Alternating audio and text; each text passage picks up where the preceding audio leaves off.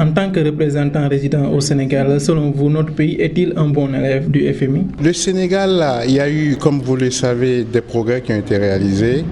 La croissance est repartie à la hausse. Elle est maintenant au-dessus des 3% qu'on avait en moyenne au cours des 30 dernières années. Nous sommes sur la bonne voie, mais il reste encore beaucoup de choses à faire. Il reste beaucoup de choses à faire, notamment au niveau des réformes structurelles. Et par réforme structurelle, on entend notamment dans le domaine de l'énergie, l'électricité, dans le domaine foncier et aussi dans le domaine de l'environnement des affaires. Donc, nous sommes sur la bonne marche, le Sénégal est sur la bonne voie, mais il faut continuer à faire des réformes pour pouvoir avoir des taux de croissance beaucoup plus élevés, c'est-à-dire atteindre des taux de croissance qui sont visés dans le PSE, 7-8%, sur une longue période pour pouvoir réduire la pauvreté au Sénégal. Parlant justement du taux de croissance, le président de la République Macky Sall a annoncé un taux de croissance de 6% sur la iTélé en France. Qu'est-ce que vous en pensez? Je pense que c'est normal que le président de la République ait des ambition pour son pays. Il ambitionne d'avoir des taux de croissance élevés pour pouvoir sortir beaucoup de Sénégalais de la pauvreté.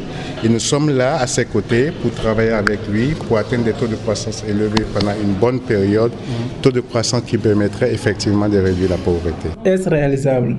Alors, vous savez, atteindre des taux de croissance de 7 ou 8% dans les années qui viennent, nous pensons que c'est des taux qui sont réalisables.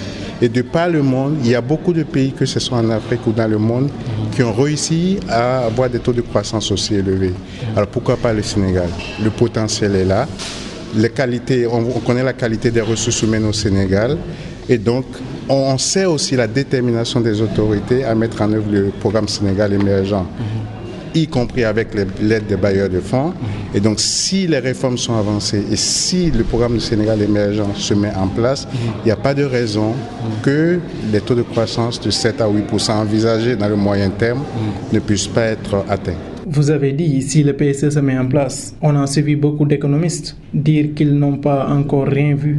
Selon vous, qu'est-ce qui bloque? Qu'est-ce qu'il faudrait faire? Je crois que je peux comprendre qu'il y a une certaine impatience à voir les choses s'accélérer, mais il y a des choses qui sont faites. Si vous prenez au niveau des finances publiques, on a quand même un budget beaucoup plus transparent, beaucoup plus lisible, qui permet de prendre des décisions en matière de politique économique. Il y a un certain nombre de projets qui sont en cours et qui vont démarrer. Donc il y a des progrès qui sont faits. C'est vrai que nous aurions tous souhaité que ça aille plus vite, mais il y a des progrès qui sont réalisés et nous allons continuer.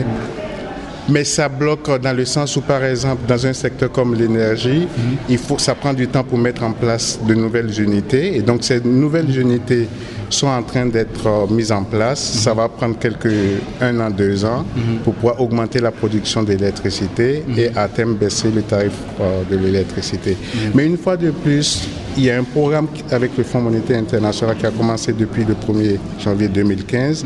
Dans ce programme, il y a un certain nombre de mesures, un certain nombre de réformes qui sont envisagées et nous travaillons avec les autorités de concert pour que ces mesures soient mises en œuvre. Votre institution a classé le Sénégal 25e pays le plus pauvre du monde. Comment vous expliquez ça et pourquoi le Sénégal 25e? Alors, c'est vrai que nous avons un rapport, le rapport sur l'économie mondiale, qui sort des tableaux et ces tableaux concernent tous les pays du monde, tous les pays membres du FMI et qui donne un certain nombre d'indicateurs sur l'ensemble des pays.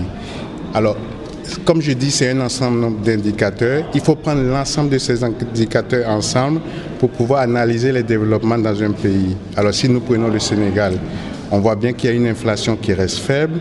On voit qu'on a un déficit budgétaire qui baisse.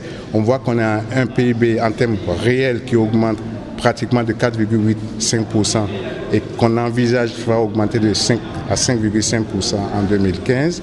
Donc, on a des progrès qui sont réalisés.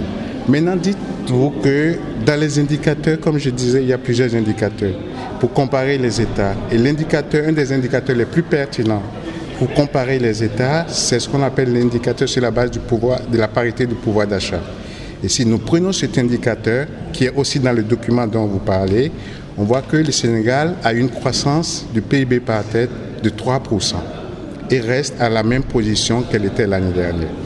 Merci, M. Boileau Loko. Nous rappelons que vous êtes le représentant du FMI au Sénégal.